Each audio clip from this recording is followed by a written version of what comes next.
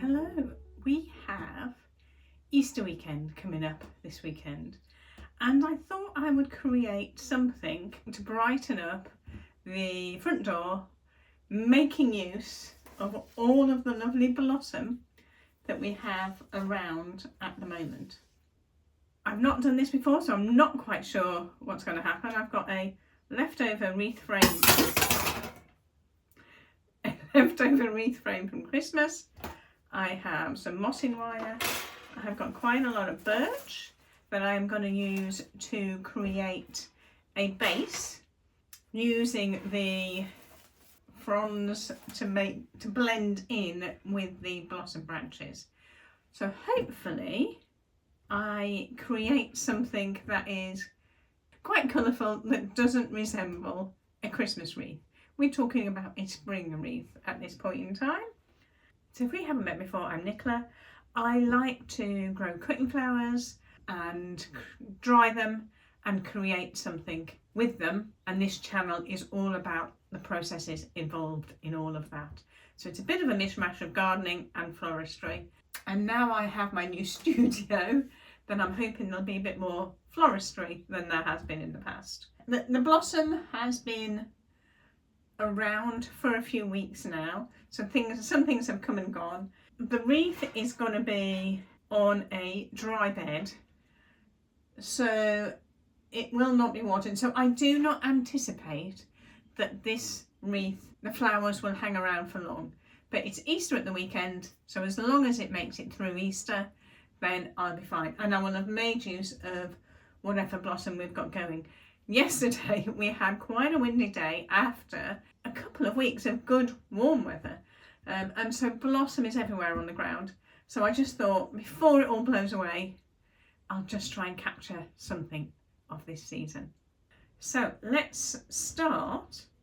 I have a 10-inch copper Christmas wreath base. I say Christmas wreath, that's when I've used it in the past. But it can be for anything. It is flat, so there's nothing, everything needs to be built onto it rather than into it. I have some moss wire I'm going to use to attach the birch, and I have armfuls of birch.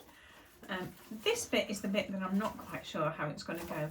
What I would like is to create, obviously, a dense network around the base. This is just going to create the shape. It's something to use to create the shape, so it doesn't so it's not a weird shape. So I want something to create the base, but I would like the fronds, should we say, to form part of it. So if you can imagine, they will stick out into the wreath as well, but enough needs to be in the main to create a base for me to be able to insert the branches. So this is going to be a bit of a suck it and see what happens. And whilst I'm experimenting, I may, rather than bore you, I may need to switch you off, but we shall see how we go. So what I am hoping, let's get some secateurs. So I don't want it too big, it's still going to fit on the door. So I was hoping, birch is fantastic to use as twiggly pokery stuff. As you can see, this has been around for a while and you can bend it quite easily. Willow and the grapevine that I normally use, if it's not fresh, you need to soak it for it to become flexible, or even to retain it. This is flexible. So after a bit of playing around, I've discovered that if I get a bundle of the birch with some longer stems coming out, you don't want too much, because I do want to still have space for the blossom to be, but if you have quite a thicker bundle at the bottom, then you can then just place it on top of your last bundle in the same way that you would with a Christmas wreath, and if you're using the bundle method then, and just wrap your wire around it a couple of times and that will stay in place. if you bring it more towards the front, so you're gradually overlapping, it will make it, it will cover the copper wire. I'm more concerned about the inner circle than the outer, because once you've got all the blossom on, there's no way that the outer copper wire will be shown, but it's the inner one that you need to make sure is covered. But the whole thing really needs to have a good covering. So I'm just going to go around and continue to fill that up so that I can create a wreath frame which has a bit more wild branches around the outside. As is usually the case, the final one might be more awkward than the rest of them put together. So I have to somehow slot this bunch of twigs behind this bunch of twigs. So it needs to kind of slip in. So actually a bit of shoving in, I think it will do the trick.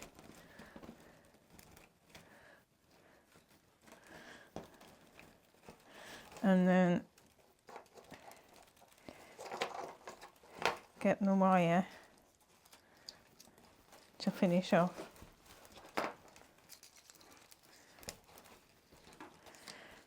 And then I can add extra bits in to make it even, I think, afterwards.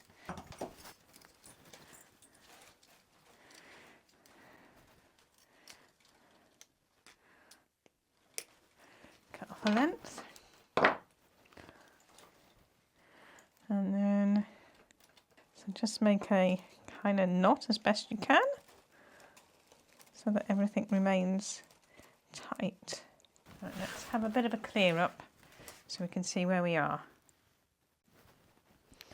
So there we have it. Kind of, okay, now we have got a bit of gap here and you can see the copper frame round here. But by the time we've got the blossom on, that may be covered. So I'm going to leave that for now. The next step is to add the blossom. Now I have 3 different varieties. I have, and I'm going to term it as blossom, but I don't know whether it is. It's a flowering shrub, which is a flowering currant or ribes, I don't know how you would say it. I love this. This is really a marker of spring for me. It smells divine. I just love it. I have some pear blossom, which is white with flecks, where the stamen's got black flecks in it. That I haven't got much of it, but I just thought I'd add it in just in case. So I have got some of that, and then I've got some apple blossom, which is just starting out, so there's only a few little stems with that blossom on. So again, the majority is going to be the flowering currant. The ribes has been, or the flowering currant has been flowering for a while, so it may drop. So and it's because it's now got the leaves on it, so it may not last so well. So I thought I would pad it out maybe with a bit of the fruit blossom. So let's get started in building out with the blossom. Not quite sure how this is going to go, but I think we're going to have some shorter bits. I mean, that's not looking great.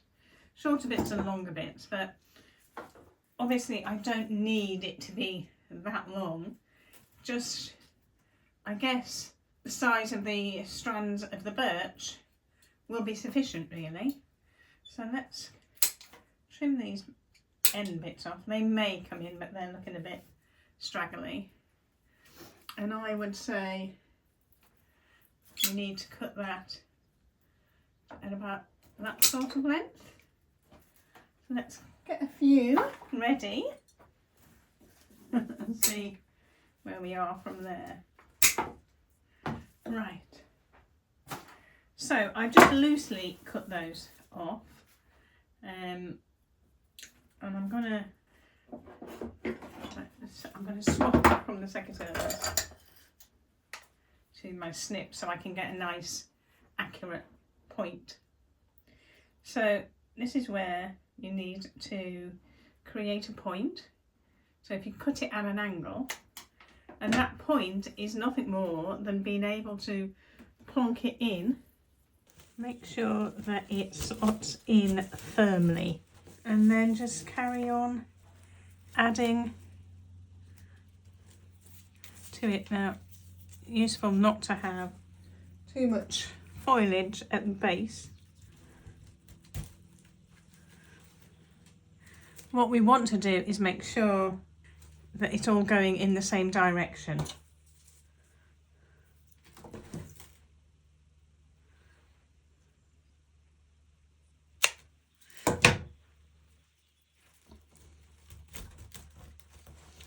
So I'm initially just going to put some in randomly.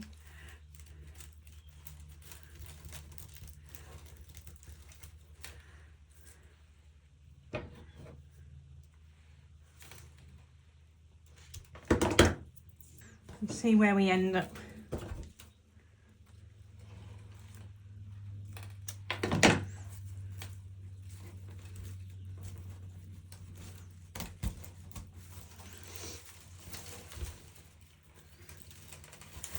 I'm not too bothered about it being super symmetrical. So if you look at the way that the flowers are falling, so that's falling down that. If I put it up like that, it's just going to look weird. So it does need to be focused in that way. So if I can place that like that, that will be in a nice position to go in. So let's get the point and then fill that in. This is just to get us started really, and then we'll backfill. See what it looks like with some shorter stems around the centre.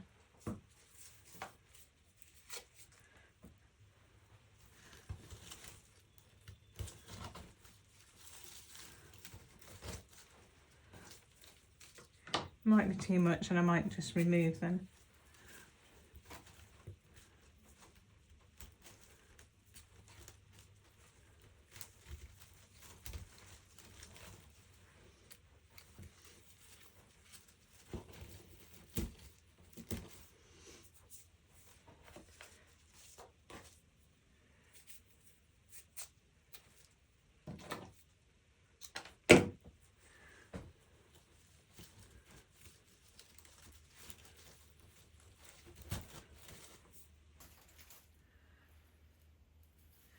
I am tempted to leave it just like that. And it's beautiful in its simplicity, I think. Let's just carry on and add in the apple blossom. Let me see. So if I cut these down into smaller pods, then I can maybe slot them in easier. So again, let's get our sharp point.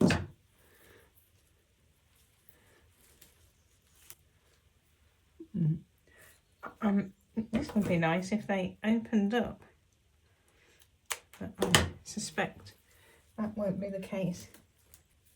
I think I want one more here and then I'm going to call it a day. There is a time when you just have to say no more. And I think I may have overstepped that.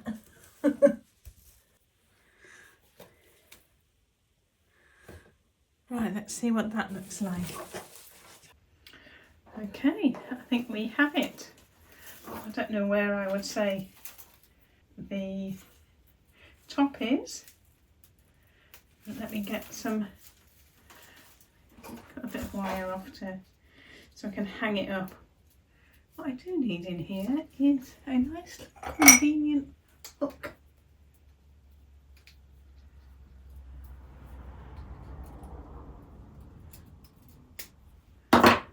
I like the blossom that is just opening out on the apple blossom, so I'm going to take that as my top.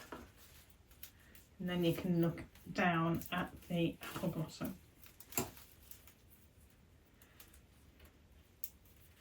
So that is it.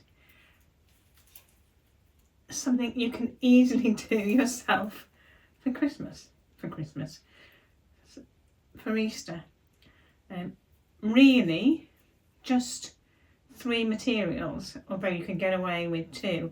We've got the silver birch, the reeds, of which I had about 4 decent sized branches, a few bits of apple blossom, and that's it. Hopefully I've inspired you to create something for your door for Easter.